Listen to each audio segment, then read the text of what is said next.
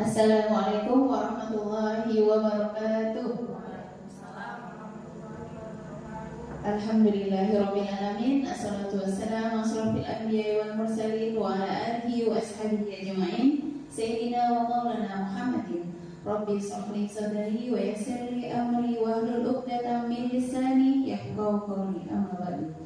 Puji syukur marilah kita panjatkan kehadirat Ilahi Rabbi karena berkat rahmat hidayahnya. Alhamdulillah pada hari ini kita masih diberi nikmat iman, nikmat Islam sehingga dapat menghadiri sebuah kegiatan diseminasi budaya positif, refleksi untuk menjadi guru yang lebih baik lagi yang berpihak kepada murid atau peserta didik.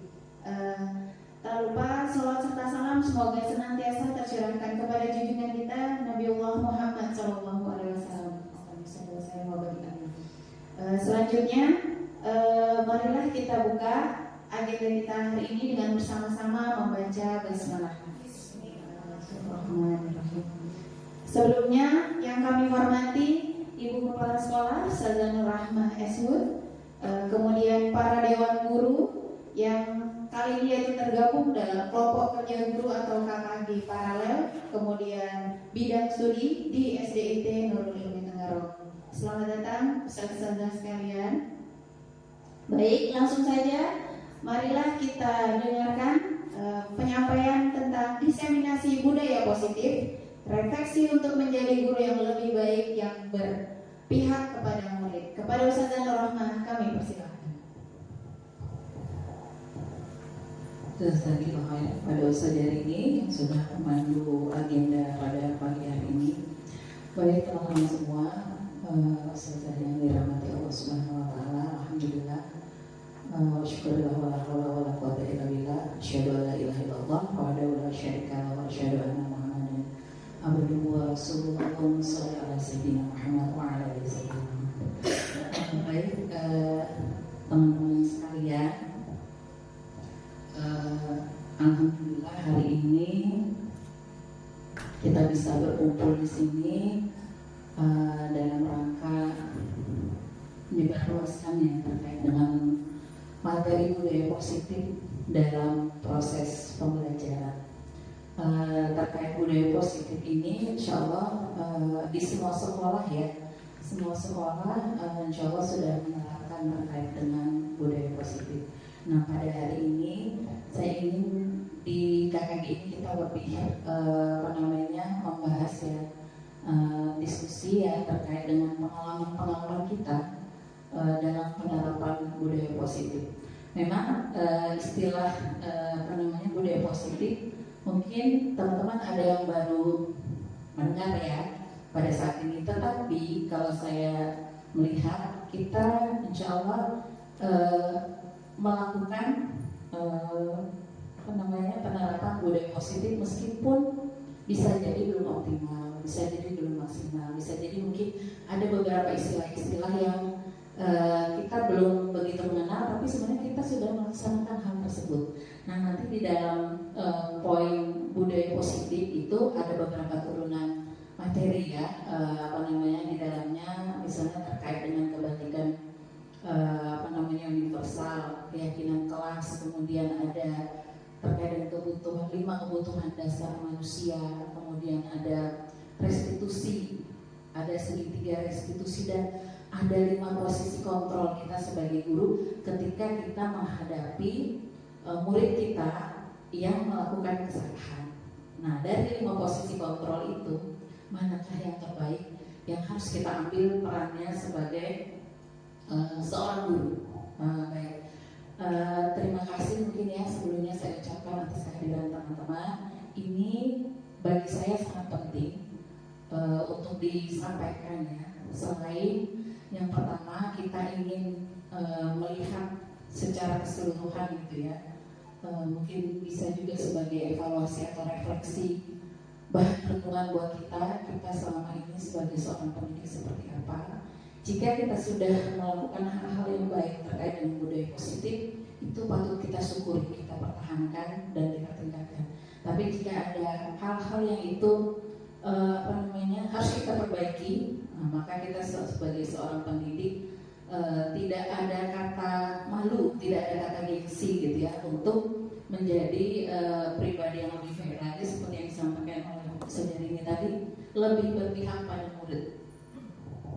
Baik, untuk di awal ini mungkin saya ingin kita santai saja ya, maksudnya saya akan menanyakan kepada teman-teman semua, masih ingat tidak peristiwa bertahun-tahun lalu ya, ketika teman-teman ini masih menjadi seorang siswa, seorang murid ya, pernah nggak waktu jadi murid baik dari SD, SMP, SMA, pernah nggak dihukum sama gurunya? Pernah. Tolong diceritakan, coba Ustaz Jamina mungkin mau menceritakan, dan Ustaz Jamina bisa diingat.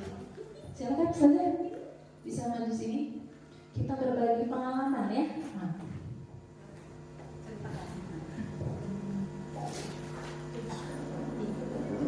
Dari kesalahan sendiri juga saudara ya. Waktu itu kan karena saya dari kampung SD-nya langsung ke SMP, di sini kan pelajarannya berbeda. Jadi waktu itu kami hafalan Quran hadis, dan itu pertama dan terakhirnya. Saya kira. Iya, alhamdulillah, masya Allah. Semoga Allah memberikan yang syafaat di sana.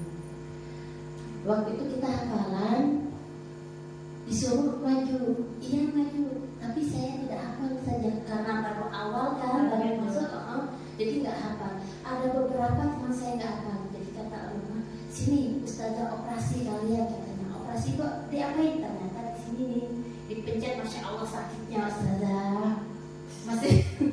Setelah itu alhamdulillah kami hafal terus, jadi ada hikmahnya.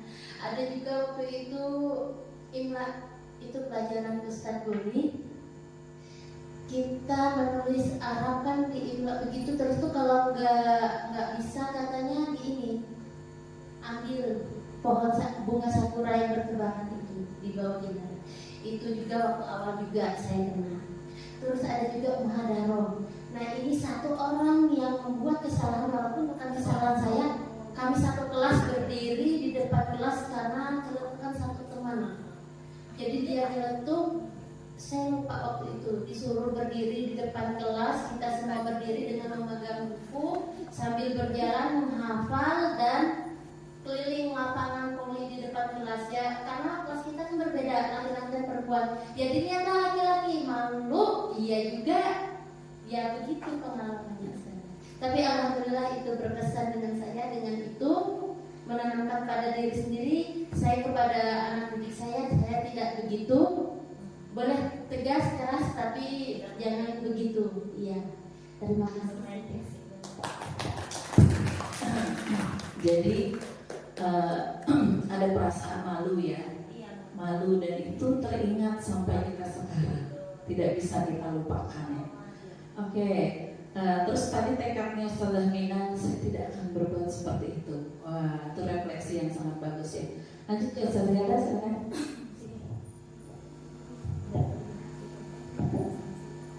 Bismillahirrahmanirrahim. Assalamualaikum warahmatullahi wabarakatuh.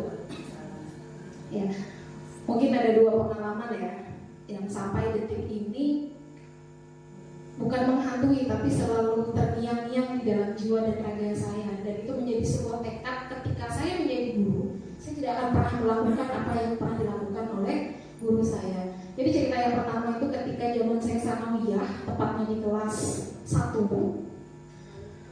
Kondisi ekonomi kita itu kan berpengaruh ya Ustazah. Pada saat itu saya kebetulan belum membeli buku Akidah Akhlak. Kebetulan guru saya itu orangnya, entahkah beliau itu tegas atau mungkin lagi bad mood. Jadi ketika ditanya, beliau selalu nanya, ayo keluarkan buku akidahnya. Keluarlah semuanya kan buku. Siapa yang gak bawa buku? Angkat tangannya. Yang gak bawa buku keluar, lari keliling lapangan. Jadi lapangan sanawiyah saya itu 5 kali waktu itu disuruh keliling 3 kali. Itu luas kurang lebih lapangan kita Ustazah. Dengan begitu banyak anak-anak, kelas kita kan banyak, dulu kelas sampai 1 waktu itu. Kelas 2, kelas 3 kan banyak. Jadi ketika kita lari di lapangan akan menjadi sebuah tontonan bagi teman sebaya dan kakak-kakak kelas kita. Larilah, cuman berdua dengan teman saya, kos-kosan kita. Ketika masuk, udah didiamin aja gurunya. Dan itu itu sampai detik ini saya ingat, kenapa sih guru saya itu tidak bertanya, Helda, kenapa nggak bawa buku, kenapa belum beli buku? Kan harusnya idealnya seorang guru itu akan bertanya seperti itu. Nah jadi sampai sekarang ketika ada murid saya, kalau kita di sini insya Allah nggak ada anak-anak kita yang nggak bisa beli buku. Saya pulang waktu itu nangis ke mama dengan abah. Saya masih pengen nangis besar ketika kita nggak punya uang, nggak sanggup beli gitu kan. Dihukum itu kan sesuatu yang menyakitkan, karena itu bukan keinginan kita untuk tidak punya buku. Ya akhirnya mencari pinjaman, ya alhamdulillah dapatlah. Itu satu kebodohan saya, kenapa saya nggak nanya kakak-kakak kelas kenapa nggak pinjam gitu. Ya mungkin ketika saya menjadi guru SD, ketika murid saya melakukan sebuah kekeliruan, pasti akan ada asbab dibalik apa yang mereka lakukan. Jadi ketika mereka nggak bawa buku, mereka tidak mengerjakan, mereka malas dalam tanda kutip. Kenapa? Ketika melihat soal di papan tulis mereka nggak mengerjakan, itu pasti ada asbabnya. Saya akan bertanya dan tidak akan memaksa. Karena sejatinya seorang siswa itu dari hari ke hari, dari setiap jenjang itu akan terus berproses. Dan tidak ada siswa yang tidak bisa, dan tidak ada siswa yang tidak mampu. Karena proses dari sebuah pendidikan itu akan panjang sekali. Itu cerita pertama. Yang kedua, zaman SD kurang lebih waktu itu kelas 4 SD. Ada pernah satu ruangan kebetulan ya dengan beliau ketika pelatihan di salah satu SD di Tenggarong. Nah jadi beliau ini guru matematika, Ustazah. Jadi ada latar belakang kenapa saya sampai detik ini saya tidak menyukai pelajaran matematika. Ya, jadi sebenarnya kejadian itu bukan terjadi pada saya, pada teman-teman saya. Kita kan punya teman-teman cowok ya, dan beberapa orang anak putri. Ya katakanlah mungkin menurut versi guru saya pada saat itu, ketika mereka tidak bisa mengerjakan soal pembagian, pengurangan, dan yang berkuadrat-kuadrat itu, dalam tanda kutip mungkin guru saya mengatakan teman-teman saya itu bodoh. Padahal kan tidak seperti itu ya teman-teman. Nah ketika mereka nggak bisa, gurunya itu sambil menilai, dia dapat 0, dipanggil namanya, dilempar ini buku teman saya di depan kami. Kemudian sudah dilempar, dipanggil ke depan. Itu bukan hanya dijewer di telinga Ustaz, dan kita kan ada jambak nih, jambak. Itu ditarik kuat-kuat sama guru saya, beliau itu. Jadi sejak itu saya tidak suka gurunya, saya tidak suka pelajarannya. Otomatis ya, mungkin teman-teman pernah mengalami itu. Padahal kejadian itu bukan terjadi pada saya, tapi pada beberapa orang teman saya. Sejak itulah sampai detik ini saya tidak pernah menyukai matematika. Tapi kejadiannya terbalik, anak saya sangat suka pelajaran matematika, Masya Allah. Jadi apapun bidang studinya, pelajarannya, sebagai guru, ayo dalam proses belajar mengajar kita klikkan, kita ikat hati kita dengan anak-anak, kita perbaiki mood kita ketika kita akan bertemu dengan anak-anak kita di kelas. Insya Allah kejadian seperti itu semoga tidak terulang dan tidak akan pernah saya lakukan terhadap anak-anak didik saya. Bagaimana caranya kita mengikat hati anak kita dengan kita, insya Allah pelajaran kita akan disenangi oleh mereka. Meskipun mungkin mereka tidak suka dengan kita, tetapi setidaknya apa yang kita sampaikan, apa yang kita alirkan ke mereka itu sedikit banyaknya akan mempengaruhi jiwa dan raga mereka. Sekian, Assalamualaikum warahmatullahi wabarakatuh. Alhamdulillah, ternyata luar biasa ya. Pengalaman waktu jadi murid dulu. Sebelumnya Ustazah Lucy sedianya boleh baca sini dulu, ya, biar bisa lebih dekat diskusinya. Minta tolong. Oke. Baik. Dari dua teman kita tadi ada 3 kisah ya. Ada 3 kisah yang bisa kita ambil hikmahnya terkait dengan bagaimana cara kita memperlakukan murid kita ketika mereka melakukan sesuatu yang kita pikir itu tidak sesuai atau mungkin melanggar aturan. Tadi Ustaz Hilda dan menyampaikan bahwa ketika kita berbuat sesuatu itu pasti ada sebabnya. Ini, Masya Allah ya, di budaya positif ini sudah jauh dari pemahaman yang sederhana ya. Itu nanti masuk di segitiga restitusi, masuk di 5 posisi kontrol kita sebagai seorang guru ketika kita menghadapi murid-murid kita yang bermasalah. Masuk juga di dalam materi tentang disiplin positif, ya, disiplin positif. Ya, jadi sini mungkin saya menyampaikan dulu ya sebelum kita diskusi lagi ya terkait dengan makna disiplin ya. Makna disiplin itu selama ini kita memahaminya. Nah, di sini ya. Ini ada pertanyaan pematik. Ketika mendengar kata disiplin, apa yang terbayang di benak Anda? Apa yang terlintas di benak Anda? Gitu. Kebanyakan orang menghubungkan kata disiplin dengan tata tertib, teratur, kepatuhan pada peraturan. Benar ya? Semua pasti langsung condongnya ke sana. Iya, itu memang benar gitu ya.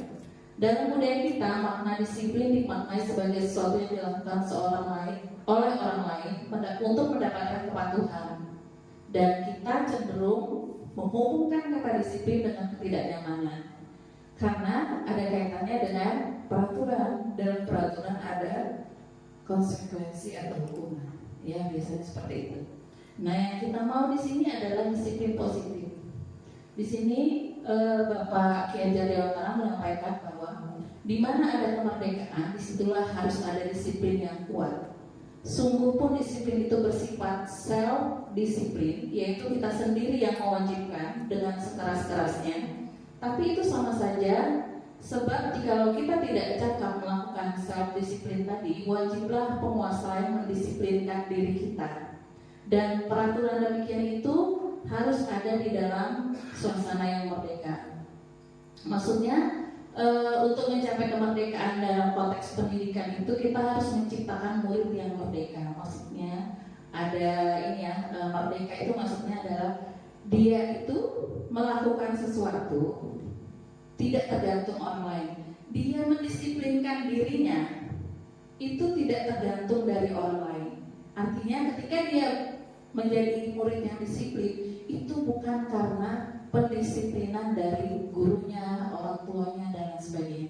Nah, ini ada juga kaitannya dengan nanti penghargaan. Ada kaitannya dengan beberapa 3 macam motivasi. Ada motivasi karena menghindari ketidaknyamanan. Jadi dia melakukan disiplin itu motivasinya karena menghindari hukuman, supaya nggak ditegur guru gitu ya. Atau motivasi karena ingin mendapat penghargaan, ingin dipuji misalnya, datang ke kelas on time, terus pada hari yang bilang, anak ustazah hebat, tepat waktu, terus dikasih bintang. Itu motivasi untuk mendapatkan penghargaan. Dan 2 jenis motivasi ini berasal dari eksternal, dari luar. Yang ketiga adalah ketika dia datang tepat waktu, dia disiplin dengan dirinya karena dia ingin menghargai dirinya. Karena dia tahu dengan bersikap disiplin itu maka semua kegiatan itu akan berjalan dengan baik. Ya, jadi dia menghargai dirinya dan di dalam itu namanya motivasi intrinsik ya, atau motivasi dari dalam diri. Dia bisa mengembangkan dirinya, dia sadar kalau dia melalaikan tugasnya dia akan menghambat hal-hal yang lain. Nah, ini yang harus kita tumbuhkan dari dalam diri kita maupun dalam diri anak-anak. Ya, seperti itu. Jadi disiplin positif yang kita harapkan itu adalah ketika dia mampu mendisiplinkan dirinya sendiri, dia menjadi lebih bertanggung jawab.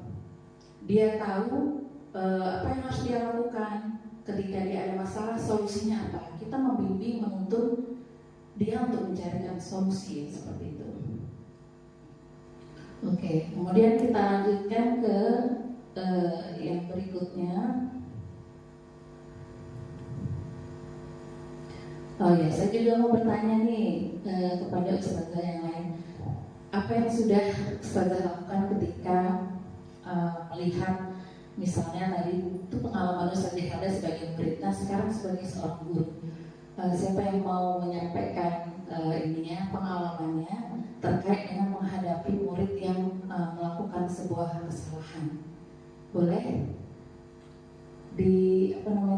diberikan pendapatnya, silakan Ustazah. Monggo Ustazah Ilmi, Ustazah Harijah, silakan. Ustazah Yanti. Ustazah Tati. Monggo sini saja, kayaknya nggak bisa, kabelnya nggak bisa ini. Ya, saja menghadap ke situ ya, menghadap ke teman-teman, silakan sampaikan. Bismillahirrahmanirrahim. warahmatullahi wabarakatuh. Pengalaman saya saat mengajar itu ketika anak-anak disiplinnya kurang untuk masuk kelas. Mereka biasanya udah jamnya masuk kelas tapi tidak masuk kelas. Itu bahkan bukan 10 menit lagi, bahkan lebih, hampir 20 menit. Nah di situ pelajaran otomatis anak-anak ketinggalan. Di situ biasanya saya kasih sanksi anak-anak cuman untuk beristighfar saja. Biasanya dipisahkan duduknya, mereka dikasih ikut untuk beristighfar supaya mereka tidak mengulangi lagi. Tapi kalau untuk berikutnya mereka mengulangi lagi, istighfarnya saya suruh nulis. Sekarang ditulis istighfarnya, jadi biar lebih merasa lagi. Iya, dan alhamdulillah biasanya berikutnya mereka agak berkurang. Maaf saja tadi terlambat mampir ke WC dulu, apa seperti itu. Biasanya alasannya tidak dengar saat masuk seperti itu. Tapi itu terlalu menurut saya tidak masuk akal karena semua teman-temannya sudah masuk kelas. Jadi cuma 2 orang yang ketinggalan yang masih bermain. Itu saja yang biasanya yang saya alami saat mengajar. Untuk yang lainnya, alhamdulillah anak-anak soleh-solehah semua. Itu aja sudah. Terima kasih. Terima kasih. Pengalaman pertama. Yang berikutnya, silakan teman-teman yang punya pengalaman lagi dalam proses menemukan anak-anak murid kita yang tidak melanggar keyakinan sekolah atau keyakinan kelas gitu ya. Kemudian apa yang kita lakukan kepada murid kita yang tadi sampai dia menyadari kesalahannya. Saya perlu satu lagi sebelum kita sampaikan. Ustazah Ella, silakan. Hadap sini Ustazah. Oke. Assalamualaikum warahmatullahi wabarakatuh. Mungkin pengalaman saya biasanya kalau maklumlah bawah ya anak kelas 2, kelas 1, kelas 2 itu kan biasanya yang pertama itu anak-anak pasti masuk kelas bilang sama saya, maaf Ustazah, saya gitu. Setelah itu saya akan tanya, kenapa kamu terlambat? Kadang kan di rumah itu dia bilang, saya ini Ustazah lambat bangunnya. Kadang ibu kakak. Setelah itu, karena teman-teman sudah mengerjakan, biasanya saya asingkan. Saya bilang, kamu merujak sendiri ya, sebelum mengikuti teman-temannya. Setelah itu pasti banyak anak yang tadi ketinggalan dan sama teman-temannya, mereka sudah sholat, dia masih murojaah. Sama juga kalau saya mereka nggak bawa juz amma, saya juga suruh dia berdiri. Biasanya di kelas saya suruh berdiri sendiri di depan. Kenapa? Biar mereka selalu ingat. Aku kan kelas bawah itu kadang lupa, walaupun orang tuanya sudah menyiapkan, kadang dia keluarkan lagi pada kertasnya. Itu sih yang pengalamannya. Tapi kalau lama-kelamaan, biasanya saya kasih saksi lagi, begitu. Saya akan tanya sama orang tuanya, kenapa selalu telat? Karena sudah keseringan. Biasanya ya, itu yang di kelas saya. Wassalamualaikum warahmatullahi wabarakatuh. Itu anak-anak sudah disampaikan konsekuensinya ya. Kalau berarti ada konsekuensi yang sudah disampaikan. Oke, berarti nanti ada yang masuk di nanti masuk di 5 posisi kontrol ya. Nanti kita sampaikan. Ada lagi yang mungkin yang mau nyampaikan sekali lagi? Boleh, Ustazah Hilda? Ustazah Hilda. Oke, silakan. Bismillahirrahmanirrahim. Assalamualaikum warahmatullahi wabarakatuh.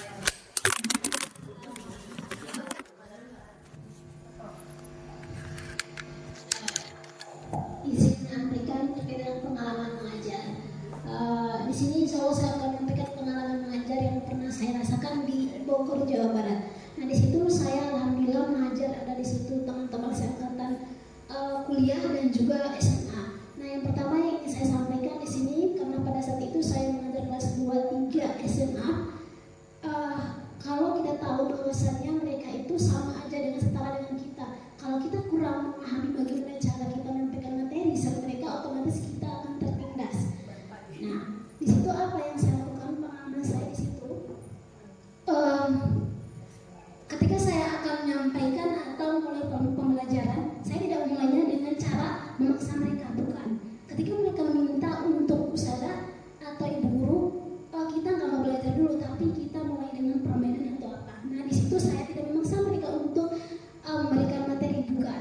situ saya akan mulai dengan sebuah permainan, tapi dengan syarat ketika ustazah udah memberikan permainan, kita setelah ini akan belajar. Nah, otomatis setelah kita mengikuti apa yang mereka mau, mereka juga akan mengikuti apa yang kita mau. Jadi ikuti mereka, dan setelah itu kita kasih konsekuensi juga.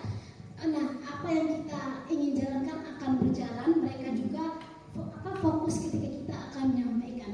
Jadi di situ gimana cara kita menerapkan permainan dan juga mereka bisa ikut atau fokus dengan apa yang kita sampaikan. Jadi dua-duanya kita dapatkan, mereka juga fokus dan mereka juga puas dengan apa yang kita sampaikan. Itu pada jenjang SMA. Kalau untuk jenjang kuliah, pada saat itu saya dikasih kesempatan untuk mengajarkan mereka terkait dengan kitab. Nah, di situ saya bisa mengambil kesimpulan bahwasanya ketika saya menyampaikannya, mereka mungkin menganggap sepele apa yang saya sampaikan. Tapi apa yang cara saya untuk menyampaikannya, saya ikuti cara mereka dan ikuti apa yang mereka lakukan. Setelah saya berhasil mengambil hati mereka, nanti insya Allah mereka akan merasa nyaman. Oh, ternyata bisa loh mereka itu, ternyata bisa loh, misalnya ini bisa diajar gimana mengikuti apa yang kita lakukan. Jadi kuncinya ketika mereka melakukan itu, kita ikuti dan jangan pernah disalahkan, tapi ambil hatinya, cari jalan nyamannya. Setelah itu mereka akan mengejar kita dan mereka itu merasa nyaman sama kita dan gak bakal bosan terhadap apa yang kita sampaikan. Itu pengalaman saya pada saat itu, dan alhamdulillah pada saat itu orang-orang yang saya anggap itu mereka adalah orang-orang yang sangat, gimana caranya saya bisa bergaul sama mereka. Saya nggak mungkin bisa bergaul sama mereka, tapi alhamdulillah pada saat itu semua orang-orang yang saya anggap nggak bisa dan nggak mampu saya bergaul sama mereka, akhirnya bisa saya dekat dan sangat akrab sampai saat ini. Mungkin itu pengalaman saya. Assalamualaikum warahmatullahi wabarakatuh. Baik, itu proses ini ya, maksudnya proses ketika pembelajaran itu berjalan secara normal, artinya untuk mengambil hati. Nah, kalau pengalaman ustazah ketika mereka melakukan kesalahan, bagaimana proses ustazah menindaklanjuti supaya mereka ini sadar? Ada pernah kasusnya? Izin menyampaikan lagi, pada saat itu saya jadi wali kelas 1-2 yang mana jumlahnya dalam satu kelas itu 80 orang kalau nggak salah. SMA kelas 1-2 SMA. Iya, yang mana pada saat itu satu kelas itu jumlahnya 80 orang. Kelasnya itu besarnya kayak kelas, kelasnya besarnya kayak kelas di sini juga. Cuma mereka itu nggak pakai kursi, kalau duduk mereka duduknya langsung di bawah lantai. Nah, pada saat itu anak-anak yang saya pegang itu adalah anak-anak yang emang usaha itu anggapnya susah dipegang sama mereka. Nah, tadi yang saya lakukan ketika mereka itu meminta suku, saya ikuti, tapi dengan catatan kalian boleh mengikuti, boleh minta sama ustazah atau ustazah bisa mengikuti apa yang kalian mau, dengan catatan kalian mengikuti apa yang ustazah kasih tahu sama kalian. Nah, di situ yang saya lakukan pada saat itu, ketika pada saat itu saya mengajar tentang Al-Quran, akidah dan fikih. Nah, jadi di situ yang saya kasih adalah menghafal Al-Quran.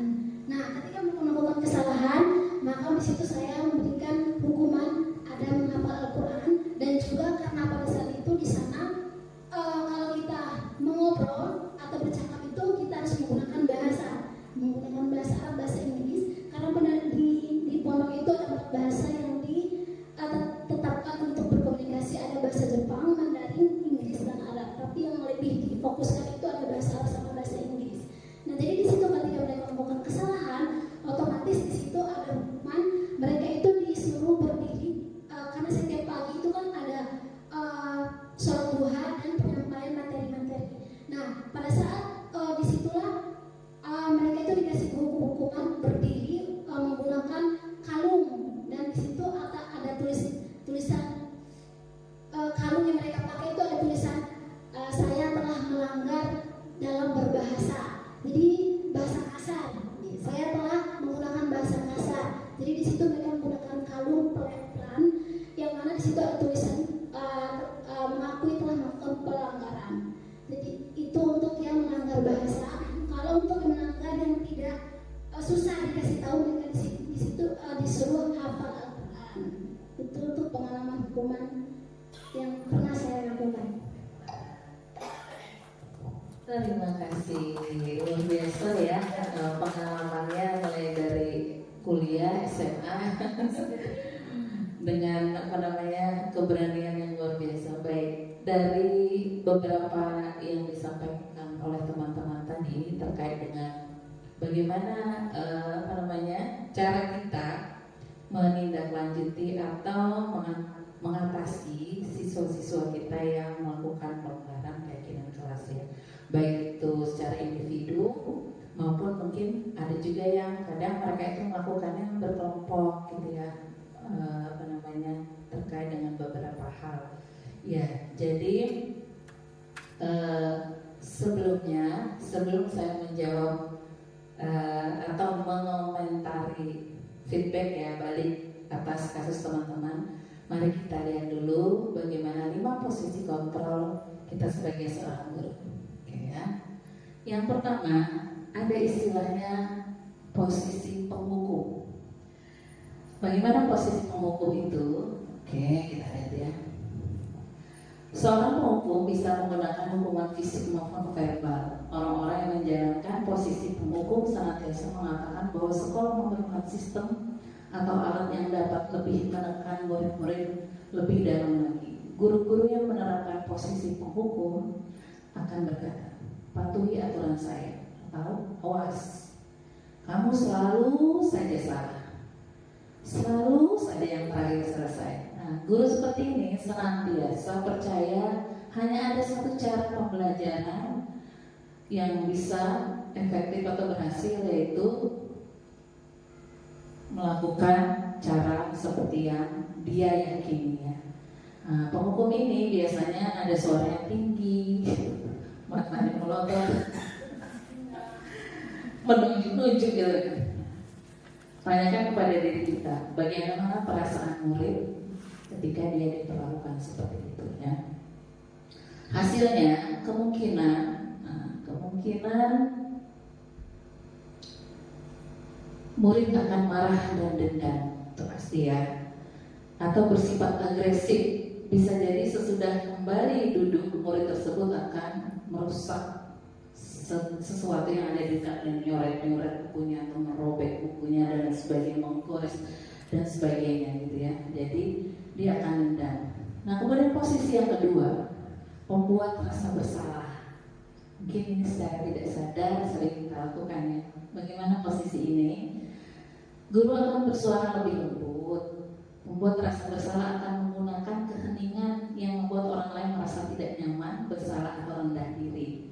Contoh, ibu sangat kecewa sekali dengan kamu. Kemudian, berapa kali bapak harus memberitahu kamu ya?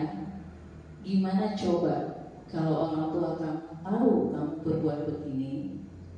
Ya. Kemudian kita lanjut ke bawah.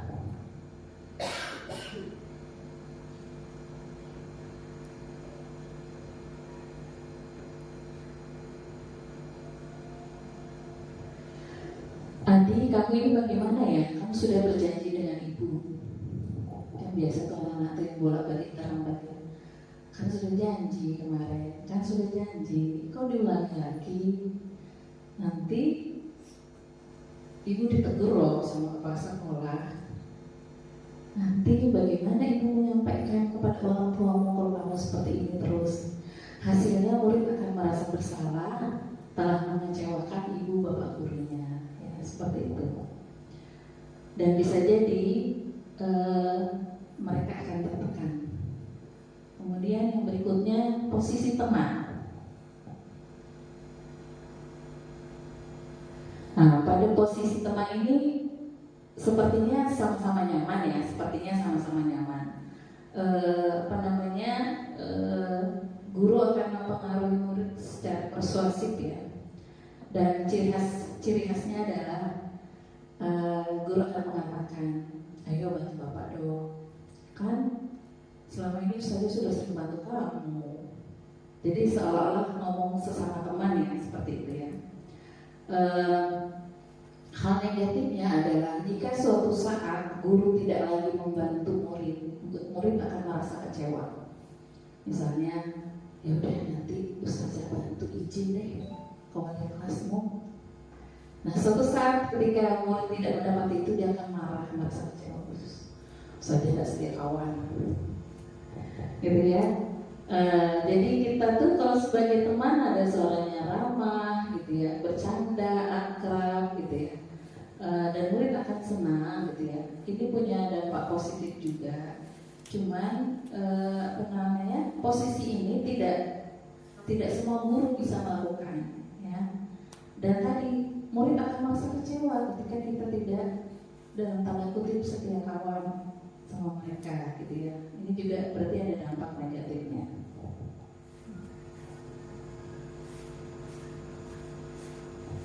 Sudah ada beberapa posisi tadi teman-teman, penghukum, kemudian pembuat rasa bersalah, teman, yang ini adalah pemantau. Nah, ini juga sering kita lakukan. Saya pun pernah melakukannya. Kalau pemantau itu dia akan mengawasi anak-anak ini ya. Dia melakukan posisi kontrol itu by data ya, maksudnya ya nek sudah 5 kali tidak mengerjakan tugasnya, nah sudah ini. Terus dia akan diingatkan dengan peraturan. Peraturannya apa? Kan pakai jilbab warna putih. Terus konsekuensinya apa kalau melanggar? Nah itu ciri khasnya sebagai seorang pemantau seperti itu ya. Jadi sanksinya apa? Ya saya akan titik. Anak sudah sadar konsekuensinya. Seperti yang Ustaz Jarijah tadi lakukan, berarti posisinya apa? Pemantau ya. Jadi dia mengingatkan anak ini konsekuensinya apa kalau tidak membawa apa tadi namanya? Juz amma. Seperti itu. Terus masih ada hubungannya ya. Artinya posisi pemantau ini sebenarnya masih bisa dilakukan, masih cukup aman. Karena dia masih ada hubungannya dengan dia melanggar sesuatu, konsekuensinya juga tadi ya tidak terlambat murojaah, tetap murojaah walaupun sendiri seperti itu sesuai. Maksudnya yang dilakukan adalah melanggar tidak murojaah, maka konsekuensinya juga dia harus tetap murojaah meskipun sendiri seperti itu ya. Kemudian yang berikutnya yang terakhir,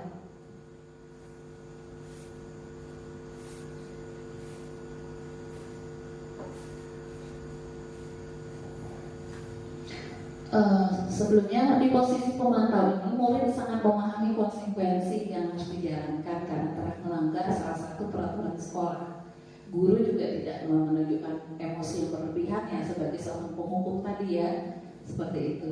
Misalnya juga ketika dia tidak mengikuti pelajaran dengan baik, ada konsekuensi misalnya dia merelakan waktu istirahatnya 10 menit untuk mengerjakan tugasnya, misalnya seperti itu masih bisa gitu ya.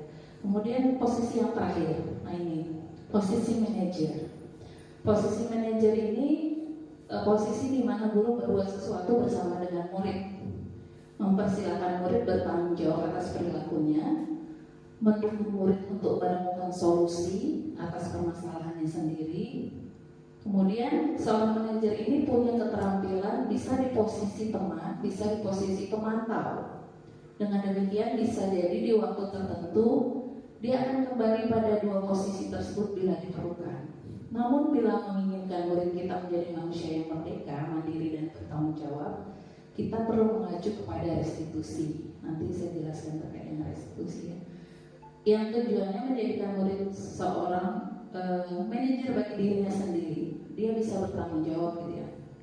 Dia menganalisis kebutuhan dirinya, kebutuhan orang lain, kemudian dia mampu mencari solusi atas permasalahannya.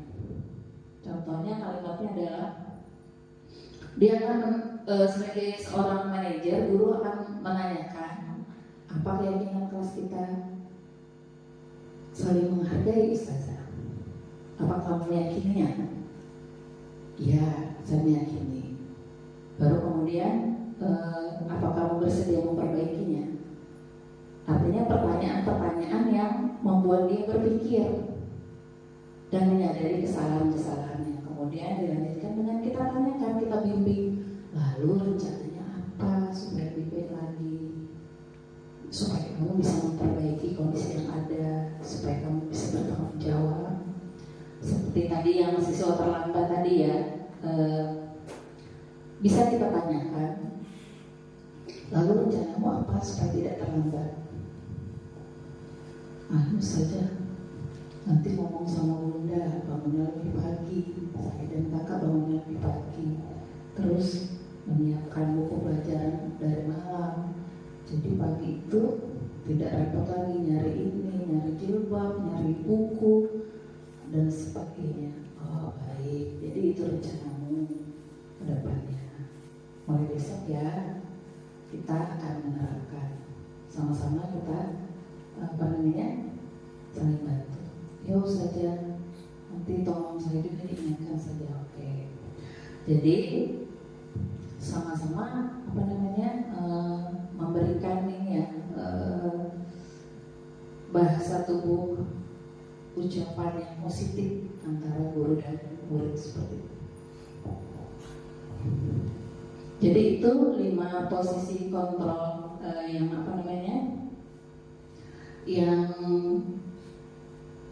bisa kita pegang sebagai seorang guru ya. Dan yang terbaik tadi posisi apa teman-teman? Posisi manajer. Yang ideal itu posisi manajer ya. Kenapa? Karena di situ harapannya kita bisa membuat murid itu bertanggung jawab atas apa yang dilakukannya. Iya betul. Iya. Jadi kita cuma membimbing dia yang memikirkan solusinya, kemudian dia juga yang menyanggupi untuk menjalankan. Ya. Nah, ini tadi kaitannya dengan apa yang disampaikan di posisi manajer.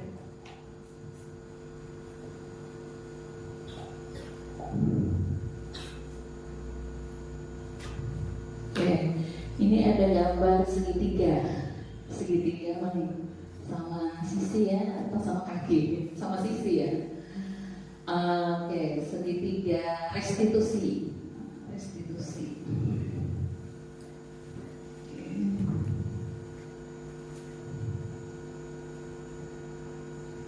Sebentar, kita balik dulu.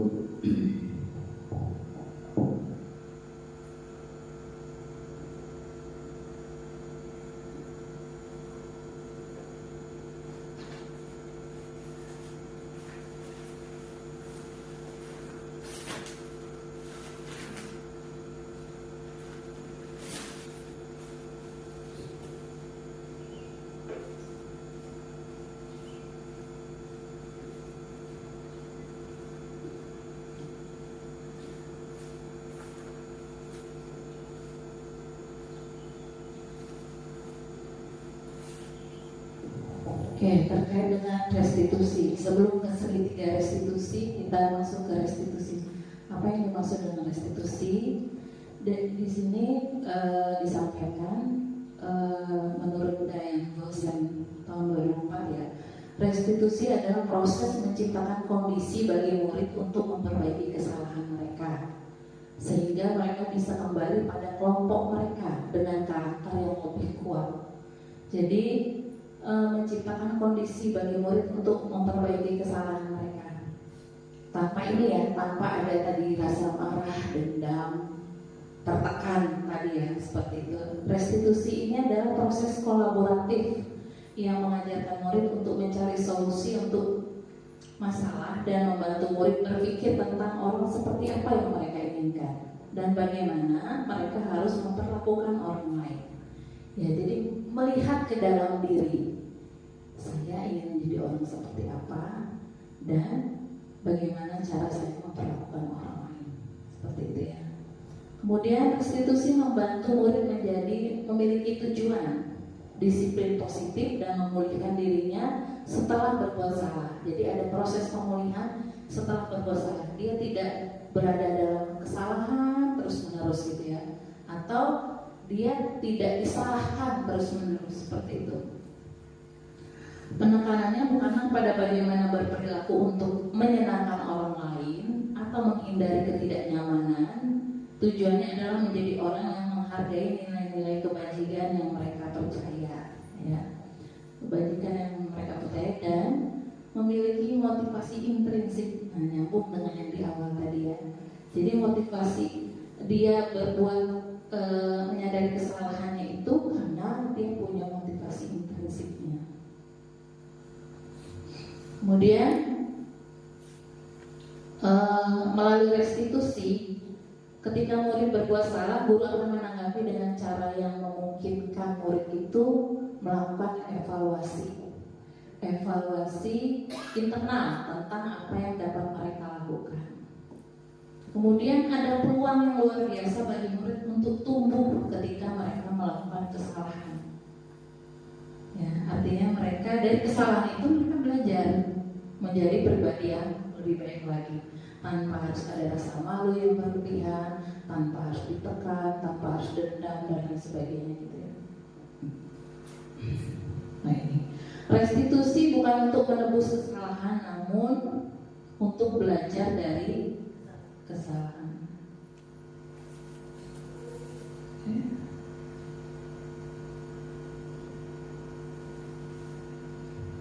Dalam restitusi, ketika murid berbuat salah, guru tidak mengarahkan murid untuk menebus kesalahan dengan membayar sejumlah uang, ya, tapi memperbaiki kerugian yang timbul, meminta maaf, gitu ya, fokus, gitu ya. Kemudian yang berikutnya, nah ini tadi untuk mengatasi perasaan balas dendam. Bila orang berbuat salah, tidak rela harus melakukan sesuatu untuk menebus kesalahannya, menghindari ini ya. Kemudian restitusi sebenarnya meliputi usaha untuk menebus kesalahan, tapi sebaiknya merupakan inisiatif dari murid yang melakukan kesalahan. Kemudian restitusi tadi tujuannya untuk memperbaiki hubungan, bukan paksaan. Jadi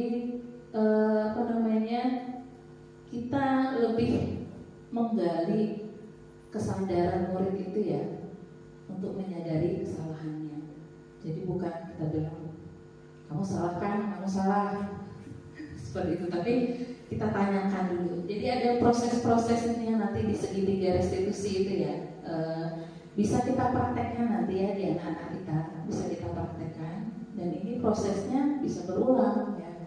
Dan prosesnya bisa jadi dari segitiga itu tergantung kasusnya berat ringannya, bisa jadi mungkin kita langsung kepada proses menanyakan apa rencana perbaikannya, apa harus misalnya memvalidasi atau menstabilkan identitasnya gitu. Nah, proses pemulihan diri ini guru bisa melakukan beberapa pertanyaan. Contohnya misalnya, kamu ingin jadi orang seperti apa? Kamu ingin terlihat didengar dan terasa seperti apa kalau kamu sudah menjadi orang seperti itu? Apa yang kamu percaya tentang bagaimana orang harus memperlakukan orang lain? Nah, kemudian apa nilai yang diajarkan di keluargamu tentang hal ini? Apa kamu meyakini nilai ini? Kalau tidak, apa yang kamu percaya? Kemudian restitusi mencari kebutuhan dasar melalui yang mendasari tindakan. Tadi dari ada nyambung di ada tadi. Artinya ketika anak murid kita melakukan sebuah kesalahan, itu dia pasti punya alasan, dan alasan ini tidak boleh kita hilangkan. Maksudnya kita harus tahu kenapa anak itu melakukan sebuah pelanggaran. Bisa jadi karena tadi ada kondisi yang menyebabkan dia itu terpaksa. Dia tidak ingin gitu ya, tapi dia terpaksa. Itu kalau kita jadi posisi penghukum, apa jadinya dengan psikologis anak tersebut? Dia akan merasa sangat marah, merasa sangat dendam kepada kita karena saya tuh tidak tanya dulu, saya ini kenapa? Saya ini loh udah berusaha, marah-marah gitu kan. Akhirnya jadinya ujung-ujungnya bisa jadi mungkin tidak suka dengan pengajarannya, tidak suka dengan gurunya padahalnya, karena tadi tidak tahu alasan, kita tidak mencari tahu gitu ya. mendasari tindakannya itu apa yang harusnya kita lakukan. Kemudian restitusi diri adalah cara yang paling baik, karena di sini murid akan berusaha mengubah kebiasaannya dari kecenderungan untuk mengomentari kesalahan-kesalahan orang lain gitu ya.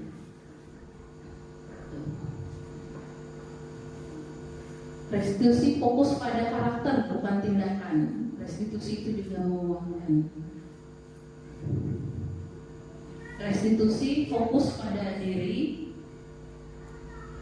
pada solusi ya, pada solusi. Jadi kita berfokus pada solusi. Kita tidak mencari tahu siapa yang salah gitu ya. Kemudian restitusi mengembalikan murid yang berbuat salah pada kelompoknya.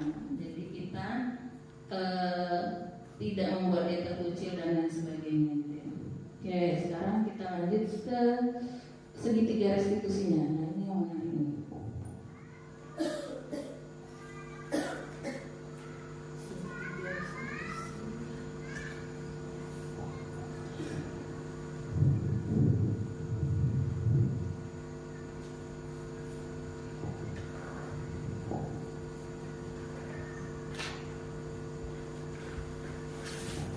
Oke, kita ke segitiga restitusi. Kaitannya dengan dengan 5 posisi kontrol tadi, ya, 5 posisi kontrol. Kita kan tadi teman-teman sudah sepakat ya, kita harus mengambil posisi sebagai seorang manajer. Nah, ini ada kaitannya dengan segitiga restitusi. Jadi dalam proses kita menghadapi anak-anak ketika melakukan kesalahan sebagai seorang manajer, kita melakukan tahapan segitiga restitusi. Yang pertama adalah menstabilkan identitas.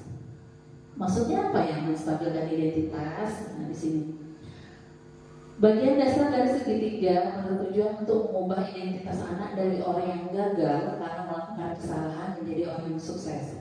Anak yang melanggar peraturan karena sedang mencari perhatian adalah anak yang sedang mengalami kegagalan. Dia mencoba memenuhi kebutuhan dasarnya, namun ada benturan. Kalau kita mengkritik dia, maka kita akan tetap membuatnya dalam posisi gagal. Kalau kita ingin menjadi reflektif, maka kita harus meyakinkan si anak dengan cara mengatakan kalimat-kalimat seperti ini. Contohnya ya. Nah, misalnya ada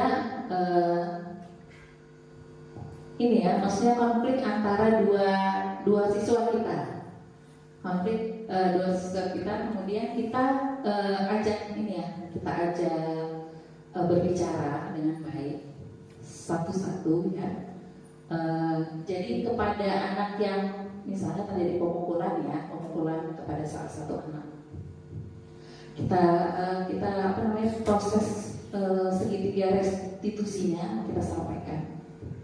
Misalnya si A dan si B, si A memukul si B, si A kelihatan sangat marah ya, sangat marah sekali. Kemudian kita ajak berbicara, sepertinya kamu sangat marah ya, kesal atau marah. Sebenarnya nggak apa-apa sih kalau misalnya sekali-kali kita itu marah sama orang, apalagi mempertahankan diri misalnya. Itu namanya proses menstabilkan identitas. Jadi kita tidak menekan dia, tidak langsung memvonis dia dalam kondisi yang salah. Karena dia mukul temannya itu ada sebabnya. Ya, dia mukul temannya. Mungkin dia akan bereaksi, iya Ustazah, tadi itu dia ngomong kasar. Atau mungkin tadi dia ngerebut pensil saya, gak izin. Nah, kan ada yang mendasari perilakunya dia. Nah, kemudian tahapan yang berikutnya kita validasi tindakan yang salah. Yang pertama adalah menstabilkan identitas, kemudian yang kedua adalah memvalidasi. Nah, di sini ya. Validasi tindakan yang salah. Jadi kita bisa menyampaikan pada dia, iya sih, mempertahankan diri itu gak apa-apa sih. Apalagi kamu cuma mukul dia sekali aja. dan kamu tidak melakukan tindakan yang lebih berbahaya lagi. Tapi mungkin kita bisa mencari cara yang lebih baik lagi kali ya, untuk memberitahu dia supaya tidak mengambil barang kita. Nah, jadi di sini ada proses validasi bahwa apa yang dilakukannya itu sebenarnya memukul itu ya salah, sesuatu yang salah, tapi kita stabilkan dia dulu. Kita seolah-olah cenderung ke perasaannya dia gitu ya, nggak apa-apa, kamu pertahankan diri itu nggak apa-apa, pertahankan barang itu juga nggak apa-apa, terus kamu mukulnya juga nggak keras tadi, nggak apa-apa kok. Tapi sebenarnya ada cara yang lebih baik lagi kan ya, daripada memukul. Nah seperti itu. Jadi kita apa namanya, kita validasi hal yang salah gitu ya.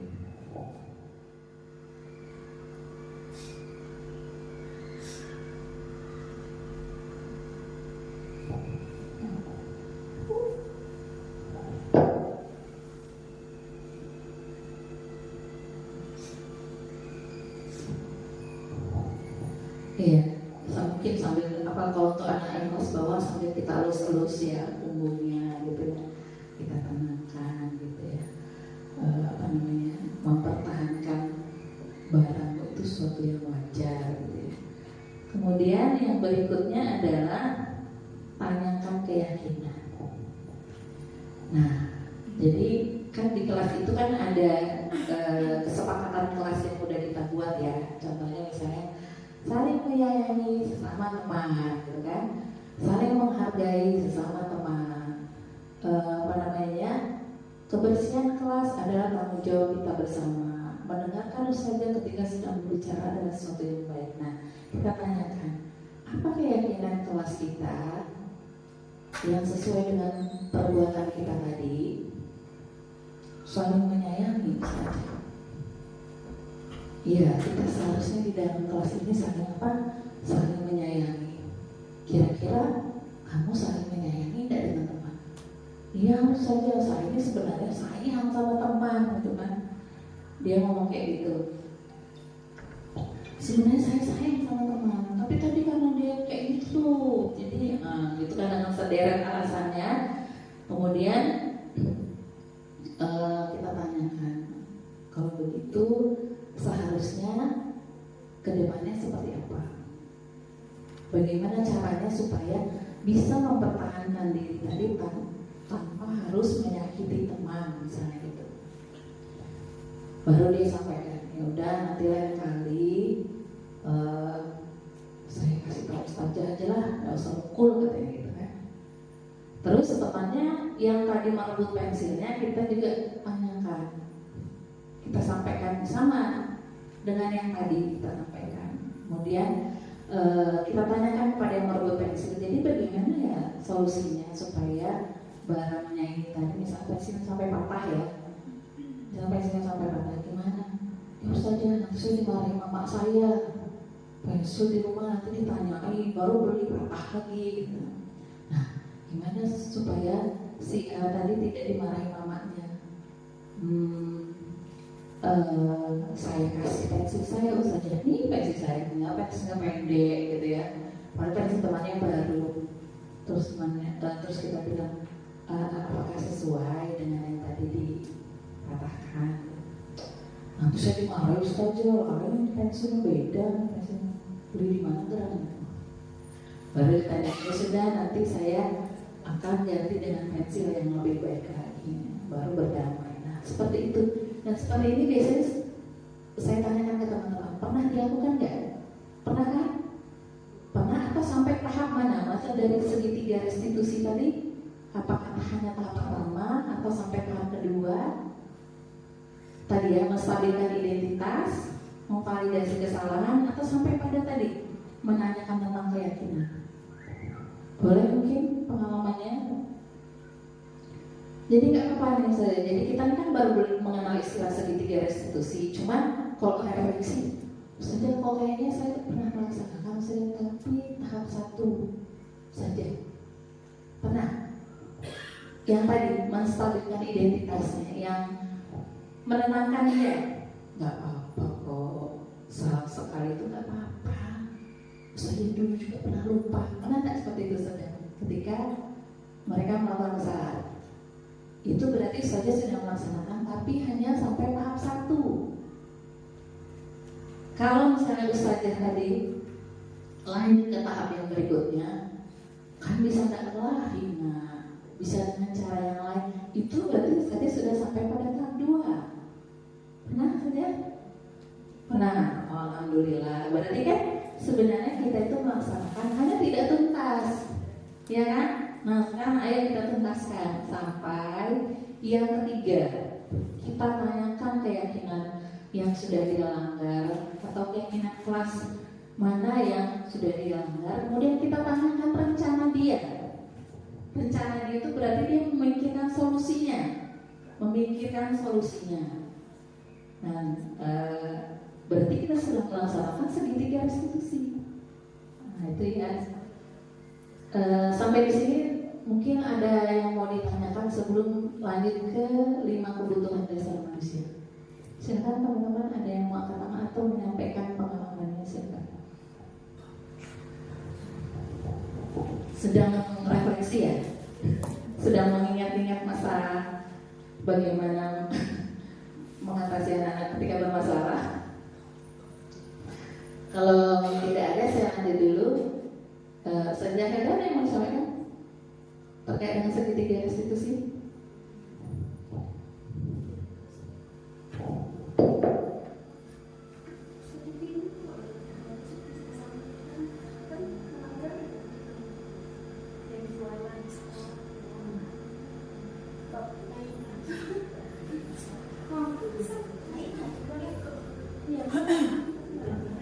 Ada yang mau dibagi pengalamannya saja? Iya. Tadi sampai tahapan-tahapan mana kita melaksanakan segitiga restitusi tadi? Silakan.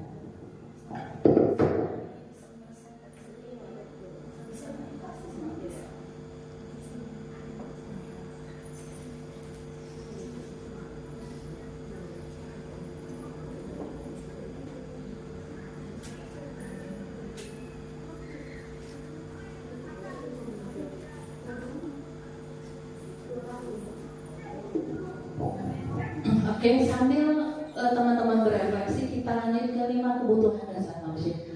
Ini ada kaitannya dengan masalah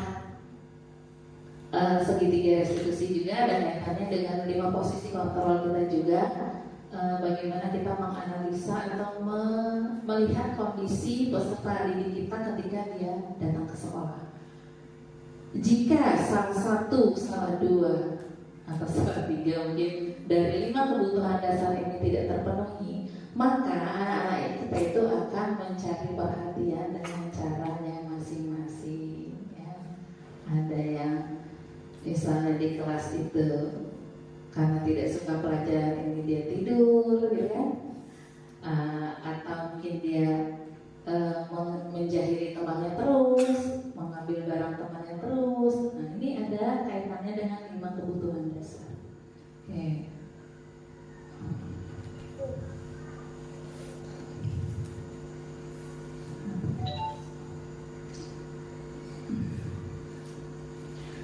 Lima kebutuhan dasar manusia, seluruh tindakan manusia memiliki tujuan tertentu. Semua yang kita lakukan adalah usaha terbaik kita untuk mendapatkan apa yang kita inginkan. Ketika kita mendapatkan apa yang kita inginkan, sebetulnya saat itu kita sedang memenuhi 1 atau lebih dari 1 kebutuhan dasar kita. Nah, apa 5 kebutuhan dasar kita sebagai manusia? Yang pertama adalah kebutuhan untuk bertahan hidup. Apa ya kira-kira bertahan hidup? Iya, betul sekali. Oke, kemudian kasih sayang dan rasa diterima, kebebasan, kesenangan, dan penguasaan. Ketika seorang murid melakukan satu perbuatan yang bertentangan dengan nilai-nilai kebajikan atau melanggar peraturan, hal itu sebenarnya dikarenakan mereka gagal memenuhi kebutuhan dasar mereka. Oke, kita lihat apa saja. Kebutuhan bertahan hidup. Nah ini yang sifatnya fisiologis untuk hidup misalnya kesehatan, rumah dan makanan seperti yang teman-teman sampaikan tadi ya. Kemudian kasih sayang dan rasa diterima, kebutuhan untuk diterima. Jadi dalam kelas itu dalam kelas itu kalau misalnya ada anak kita yang sukanya seharian itu cari perhatian gitu ya, istilahnya ya, itu berarti dia bisa jadi di rumah dia tadi butuh diterima. Di sekolah juga gitu, misalnya dari 28 siswa kita misalnya kelas 1 teman-teman kelas bawah ini kan biasanya perhatiannya luar biasa ya ke anak-anaknya. Mereka hafal satu persatu apa sifat anak itu ya, kemudian mereka tahu karakter anak. Nah, ketika ada satu anak yang punya sikap seperti tadi ya, nah itu biasanya mungkin kita terlupa mungkin terlupa pada hari itu menegur mereka atau menyapa mereka. Biasanya kan, ini cantiknya ikat rambutnya, maksudnya pita ini ya, bandonya misalkan anak-anak kan kadang suka bawa bando taruh di jilbab sini ya, atau misalnya dia bawa dompet ke kantin yang tas itu kita, ini cantiknya dompetnya, warnanya juga bagus. Itu biasanya hatinya berbunga-bunga. Dia hatinya sangat senang ya. Berarti dia diperhatikan oleh ustazah. Apalagi ada temannya, iya aku juga pengen yang kayak gini, kamu beli di mana ya? Langsung gitu ya, sekelasan gitu. Kebutuhan untuk diterima. Ustazah negur aku ya. Ustazah tadi peluk aku gitu. Kemudian penguasaan ini biasanya dia punya hubungannya dengan ingin mencapai sesuatu, ingin lebih terampil, ingin diakui prestasinya, ingin diakui hal-hal baik yang ada di dirinya ya. Ini kaitannya dengan harga diri. Harga diri. Anak-anak yang memiliki kebutuhan dasar kan penguasaan tinggi biasanya selalu ingin menjadi leader, pemimpin. Kan pernah tuh tiap hari mau jadi pemimpin baris, ya kan? Ada yang begitu. Saya mau saja gitu. Kalau siapa yang mau maju, saya saja selalu mau maju gitu kan.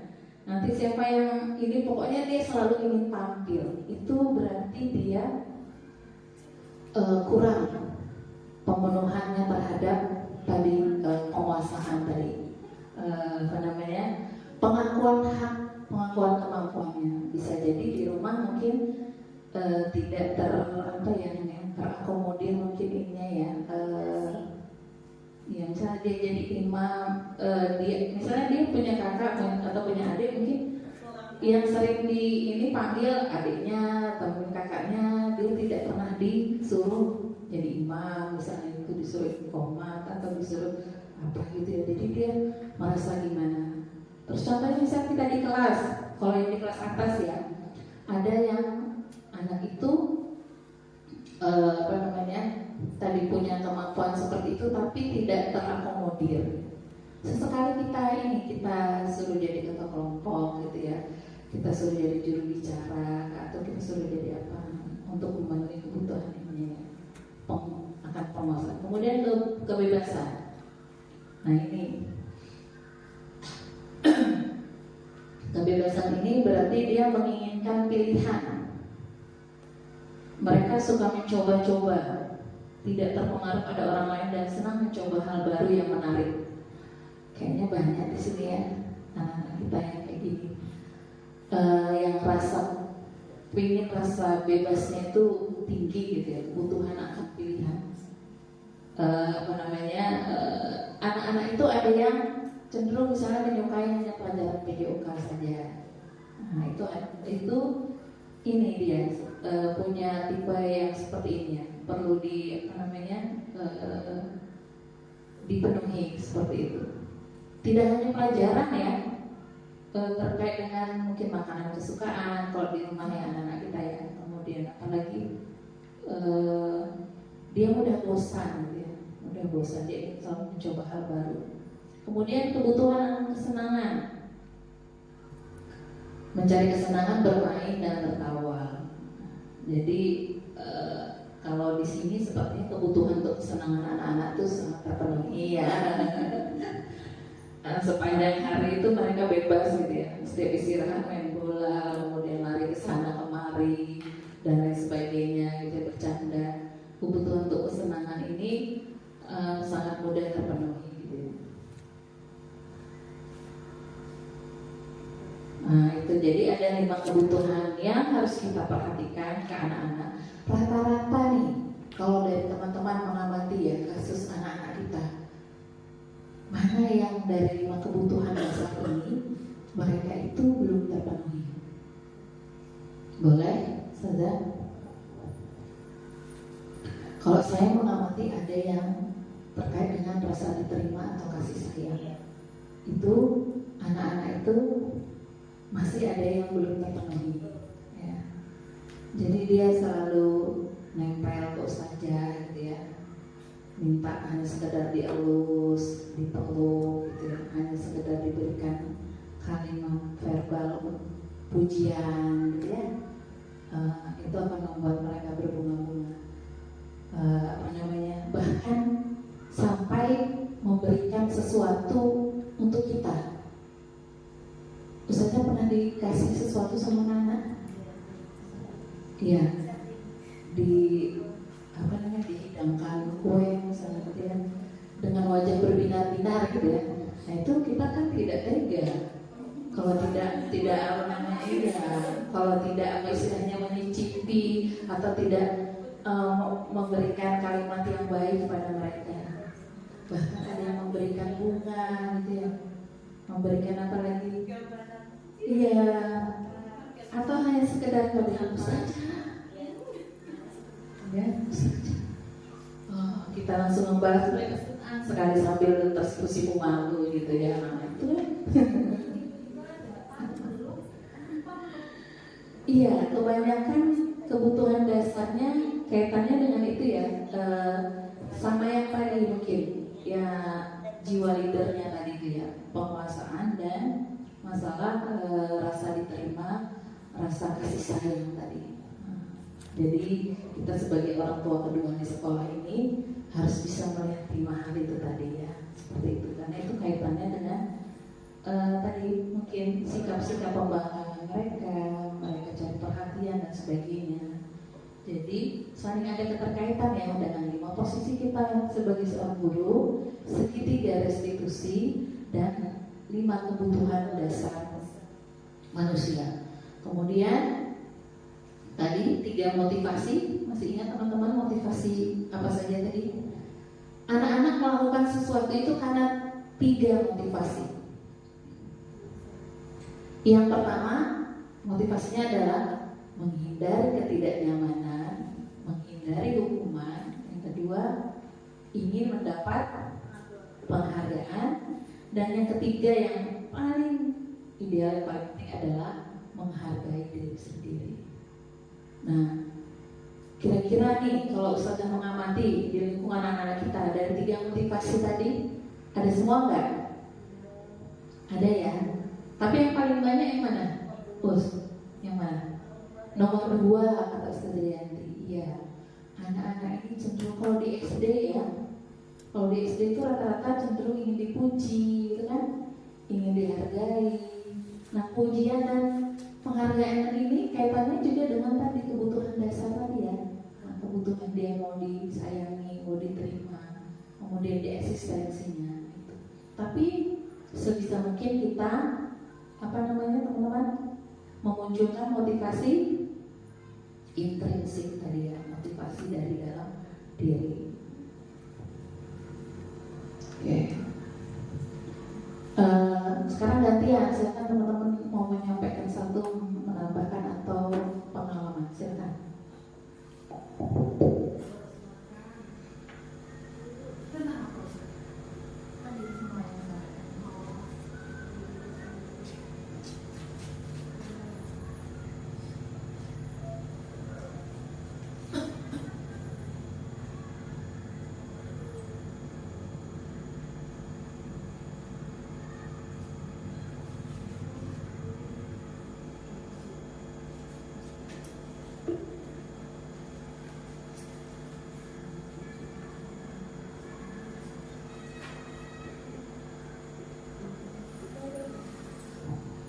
saya butuh feedback dari teman-teman sebagai refleksi dari apa yang sudah dilakukan selama ini di sekolah kita. Saya sangat yakin ya, kita semua sudah melakukan yang terbaik untuk murid kita. Kita sudah berpihak pada murid, kemudian kita juga sudah berusaha menerapkan apa yang diinginkan oleh Bapak Pendidikan kita yang dari Lentara ya, terkait dengan tugas kita sebagai seorang pendidik adalah membimbing dan menuntun murid kita itu kepada jalan kebahagiaan, keselamatan gitu ya, sesuai dengan kodrat alam dan kodrat zamannya. Kalau sesuai dengan kodrat alam, kita tinggal di sini, budaya yang ada di sini gitu ya, sesuai dengan identitas sekolah kita juga. Kemudian kalau kodrat zamannya, mereka ini adalah generasi digital ya, generasi Gen Z ya, generasi yang tumbuh di dunia yang serba digital seperti itu. Berarti kita juga harus berusaha mengikuti kondisi yang ada ya, seperti itu. Silakan teman-teman.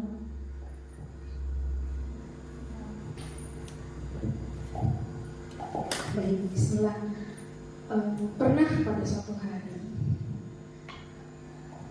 saya menemukan gitu ya, ada siswa kan di sekolah kita kan memang disediakan ya pada dulu ada satu pekan dalam satu bulan itu khusus untuk market day yang memfasilitasi anak-anak kita itu jiwa bisnis mereka. Nah jadi di luar dari jadwal market day itu saya kan berbidang studi ya Ustazah, jadi interaksi dengan anak-anak kan mungkin hanya seminggu 2 kali dengan per kelas gitu kan, atau 3 kali. Jadi saya menemukan 1-2 anak itu jualan. Nah jualannya kan di sekolah kita nggak boleh nih pakai kemasan gitu kan. Ternyata dia pakai kemasan. Jadi saya tanya, kenapa jualan? Saya suka aja Ustazah, asik kalau jualan. Oh gitu. Tapi disuruh sama bunda kah? Enggak, saya yang memang pengen jualan Ustazah. Tapi nih kira-kira menurut kamu, saya pasti nanya begitu kan. Oh dia menjelaskan panjang lebar. Intinya saya tanya, wali kelasmu tahu nggak? Nah, enggak Ustazah. Jadi diam-diam. Terus teman-temannya nggak lapor sama wali kelasnya. Enggak Ustazah, kan rahasia. Kebetulan aja Ustazah enggak yang tahu ya kan. Nah kemudian kamu tahu nggak kalau ini nggak boleh jualan di kelas di luar dari jadwal kita jualan. Jadi dia nanya, ada lah Ustazah, ini beberapa tahun yang lalu sebenarnya kejadian. Ada lah Ustazah ini jualan Ustazah, nggak apa-apa sama sekolah.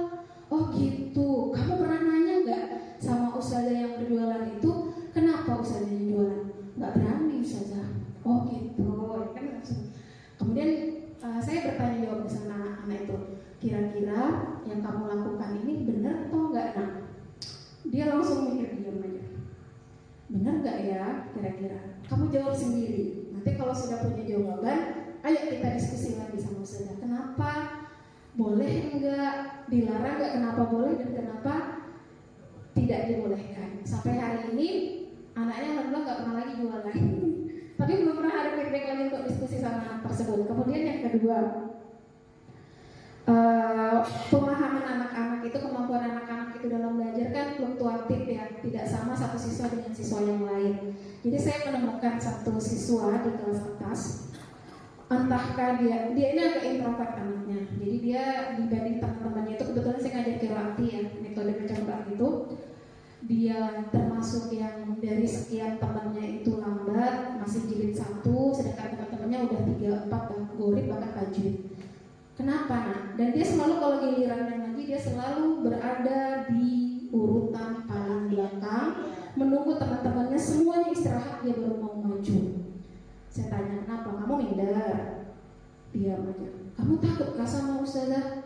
Enggak. Terus kenapa? Diam aja. Akhirnya dia banyak menceritakan. Awalnya saya ini aja, saya ceritakan tentang zamannya para tabiin itu yang mana ini ya, yang muridnya itu 1 orang itu dia gak bisa, sampai Imam Syafi'i itu ngajarkan benar-benar berkali-kali gak bisa saya ceritakan, banyak hal saya ceritakan. Akhirnya dia diam dengerin, akhirnya dia bercerita banyak hal bahwa kedua orang tuanya yang begini berpisah, banyak hal yang diceritakannya. Akhirnya singkat cerita siswa ini meningkatlah dalam proses belajar dalam 1 tahun. tahun terakhir. Jadi kemudian dia datang menyampaikan ke saya, Ustazah, kapan lagi Ustazah cerita? Kenapa memangnya nak? Saya tuh suka kalau dengar Ustazah cerita tuh, gimana ya Ustazah? Pokoknya ada sesuatu yang membuat saya semangat. Nah, kemudian ada lagi satu siswa, dia ini kebetulan yang termasuk di pelajaran saya sering tidur Ustazah. Waktu itu masih kelas bawah, dan saya tidak pernah memarahinya, tapi saya tanya, kenapa kamu gak tidur? Kan jam Ustazah bukan jam 2 siang loh, jam Ustazah masih jam 8:30, yang hari keduanya itu habis istirahat sekitaran jam 9:30. Kenapa? Malam itu saja saya bantu mama, saya ngasuh adik, berbagai macam alasan. Saya nonton, saya main HP. Sekarang dia datangi saya, dia sudah mau lulus, dia datang, Ustazah udah ingat nggak sama saya? Kenapa memangnya dengan kamu? Ya ingatlah namanya anak Ustazah. Dulu kan saya gini sama Ustazah. Kamu nggak suka pelajaran Ustazah kalau waktu itu? Enggak Ustazah, saya tuh ngantuk. Terus kenapa? Saya minta maaf Ustazah, karena saya dulu di jamnya Ustazah pernah tidur cukup sering. Jadi intinya adalah membangun mereka untuk klik dengan kita ketika kita mereka ya benar ya tadi Ustazah, ketika kasih sayang yang kita curahkan mungkin pada saat itu mereka tidak merasakan secara optimal, tapi sepanjang perjalanan hidup mereka selama 6 tahun dalam pendampingan kita, insya Allah akan ada feedback yang akan mereka rasakan, dan itu akan terasa nanti ketika mereka mau meninggalkan SDP, insya Allah. Sekian Ustazah. Panjang. Iya, baik. Ini salah satu praktik baik mungkin yang dibagikan oleh Ustazah Helda yang terkait dengan salah satunya terkait dengan kebutuhan dasar juga sebagai manusia gitu ya. Artinya anak-anak yang melakukan hal-hal yang tadi disampaikan, tidur di kelas, kemudian cari perhatian dan sebagainya, ternyata mereka ya punya punya sesuatu yang harus dipenuhi, ya, punya sesuatu yang harus dipenuhi.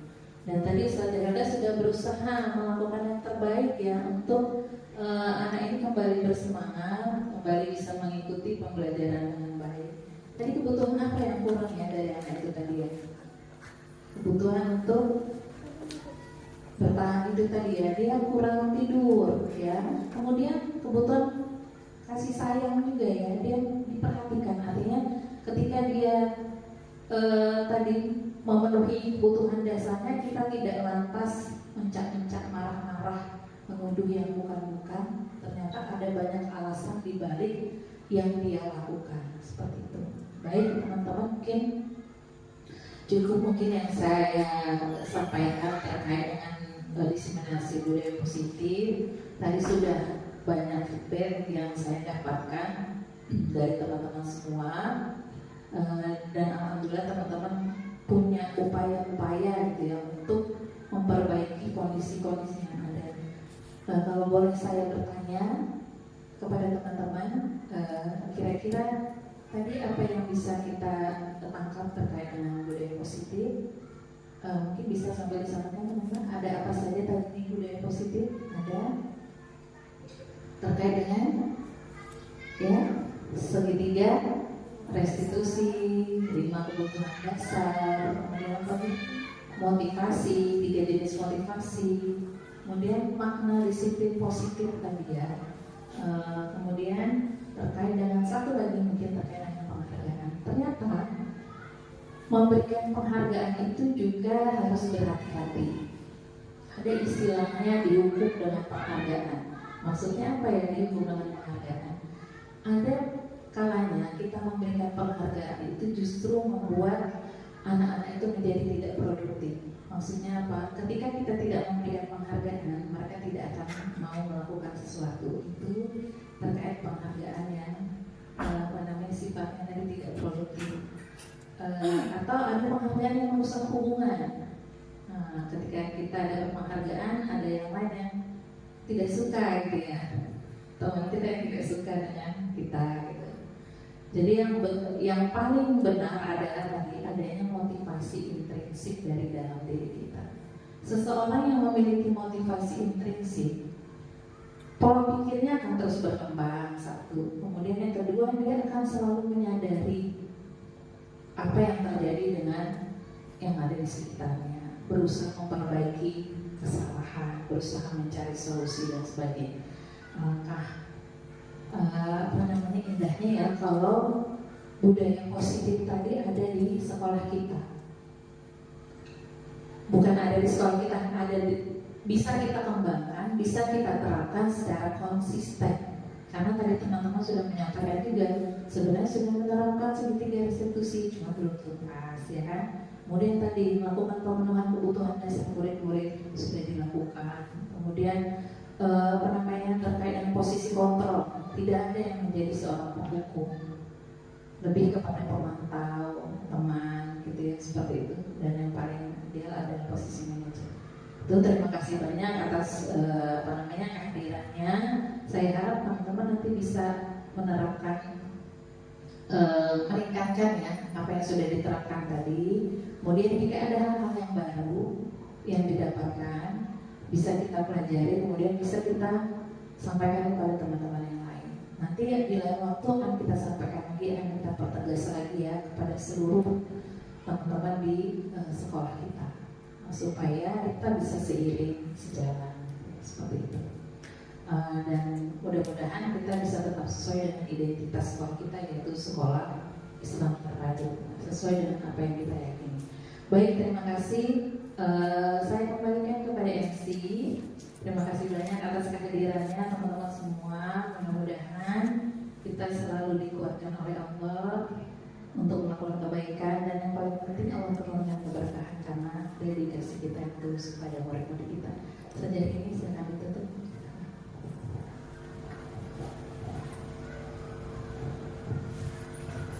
Terima kasih Ustazah Norma atas penyampaiannya tentang diseminasi budaya positif. Alhamdulillah luar biasa ya Ustazah semua. Materi hari ini saya pun sama mencatat ada 5 kebutuhan dasar manusia, kemudian motivasi agar anak melakukan kebaikan, kemudian bagaimana kita sebagai guru bisa bersikap ketika murid berbuat kesalahan. Ada hal-hal dan bagian yang paling penting tadi, bagaimana kita menjadi seorang manajernya. Nah, jadi agar anak-anak lebih bisa bertanggung jawab ketika berbuat kesalahan. Itu yang paling melekat tadi ya. Dan juga terima kasih kepada para ustazah yang bisa menyampaikan refleksinya bagaimana menjadi pengalaman kita sebagai guru. Mudah-mudahan banyak hal positif untuk hari ini dan menjadi pengalaman kita menjadi lebih baik lagi dan menjadi guru yang lebih berpihak kepada murid. Terima kasih banyak atas waktunya. Mohon maaf jika saya sebagai MC ada salah-salah kata. Marilah kita tutup agenda kita hari ini dengan bersama-sama membaca hamdalah. Wassalamualaikum warahmatullahi